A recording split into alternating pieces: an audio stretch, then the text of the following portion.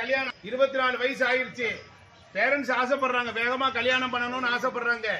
ஆனா ராகு பாக்குறார். அப்ப என்ன சொல்றார்? போன பிறவியில் நிறைவேறாத ஆசையைத்தான் ராகு காட்டுகிறார். ராகு என்பது என்ன செய்வான்னா, புத்தியை யூஸ் பண்ண மாட்டான், அறிவை யூஸ் பண்ண மாட்டான், ஞானத்தை யூஸ் பண்ண மாட்டான். அப்ப அவன் என்ன பண்ண, பிரேக் பண்ணி தடையை நிறுத்துறான். அப்ப அந்த ராகு இங்க வந்ததுக்கு அப்புறம் என்ன, நம்மளுடைய நல்ல பிரமாதமான வீடு, நல்ல பழங்கள், பால் பழங்கள்லாம் இருக்கு, நல்லா சாப்பிட்டு படுத்து தூங்கலாம்னு நினைப்போம். ஆனா ஒரு வார்த்தை சொல்லுவோம், கட்டில ஒரு நாகம் ஒண்ணு இருக்கிறத சொன்னாங்க, நீங்க சூதானம் வர தூங்குவானா, அந்த வீட்டுக்குள்ள இருப்பானா? அது மாதிரி ஏழியல் ராகு கலத்தரத்தை பாதிப்பார், மனைவியை பாதிப்பார், கணவனை பாதிப்பார். 5ல ராகு பிள்ளைகளை பாதிக்கிறார். 9ல் ராகு தந்தையை பாதிக்கிறார். 7ல் கலத்திரத்தை சொல்றோம். தமிழ்ல அர்த்தம் பண்ணமா இல்லையா? தன்னை உணருதல், நம்ம யாரு என்ன விவரம் உணர்றதுக்கு தான் கோயில். தன்னை உணர்தல் என்கின்ற உயர்ந்த நிலைக்கு கொண்டுட்டு போறதுக்கு கோயில் உதவி செய்யும். அப்ப கோயில்ல என்ன கோயில்? இந்த கோயில்ல ராகுவா இருக்கு, கேது இருக்கு, அகத்தியர்னு சொல்றாங்க, பெரிய பிள்ளையார் இருக்கு. இங்கெல்லாம் பாத்தீங்கன்னா வெறும் பாம்பா பின்னி இருக்கும், வெறும் பாம்பா பின்னி பின்னி விளையாடும். இயற்கையிலேயே பாம்புகள் நிறைந்த இடம். காளகஸ்தி இருக்கு, காளகஸ்தி போயிருப்பீங்க, எத்தனை பேர் போயிருக்கீங்க? கை தூக்குங்க பார்ப்போம். திருப்பதிக்கு பக்கத்துல காளகஸ்தின்னு இருக்கும். அங்க போனீங்கன்னா இதே மாதிரி அமைப்பு தான் இருக்கும். கோயிலுக்கு முன்னால மலை இருக்கும், கோயிலுக்கு வலது பக்கம் தெப்பம் இருக்கும். அதனாலதான் இந்த ஊருக்கு காளகத்தீஸ்வரர் இயற்கையா வந்தார். காளகஸ்தி நம்மளால போக முடியுமா? எவ்வளவு செலவழிச்சு போக முடியாது. ஆனா இந்த கோயில நம்ம திண்டுக்கல்ல இருந்து பல மாவட்டங்கள்ல இருந்து ஞாயிற்றுக்கிழமை 4 to 6 இந்த வேலையில வந்து இருந்து இந்த பூஜை நடக்குது.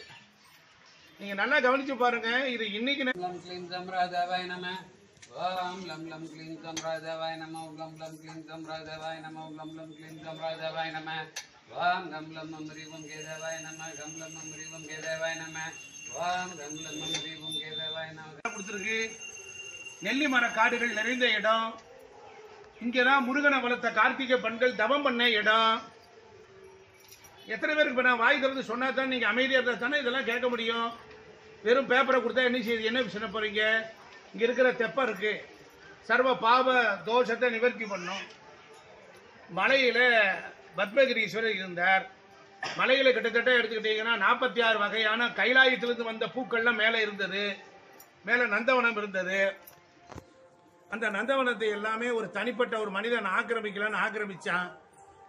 அவனை போரில் வென்று கொன்று அதற்கப்புறம் சுவாமி அங்க இருந்தார். மேல ஒரு தெப்பம் இருக்கு, ஆகாச கங்கை.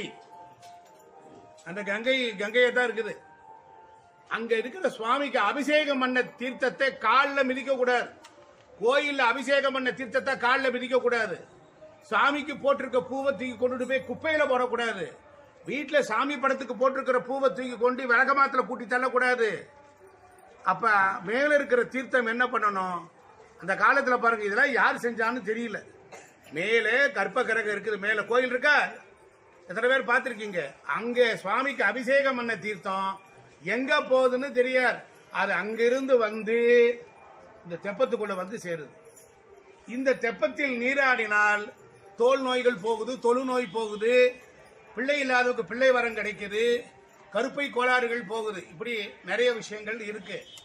நெல்லிமர இலையில அர்ச்சனை பண்ணனா சகல பாவம் போகும்.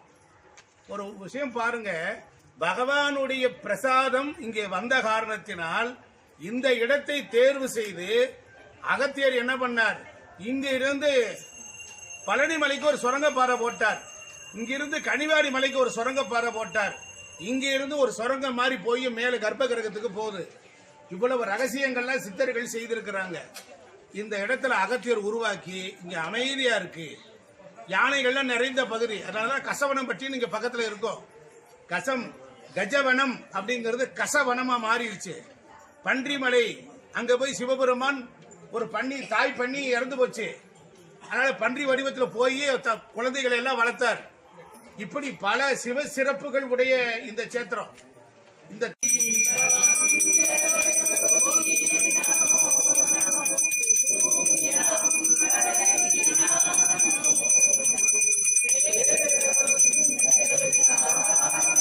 உருவாக்கப்பட்டுள்ள இந்த இடத்தை ராகு கேது குருக்களுடைய தோஷம் போறதுக்கு ஆரம்பிச்சோம்.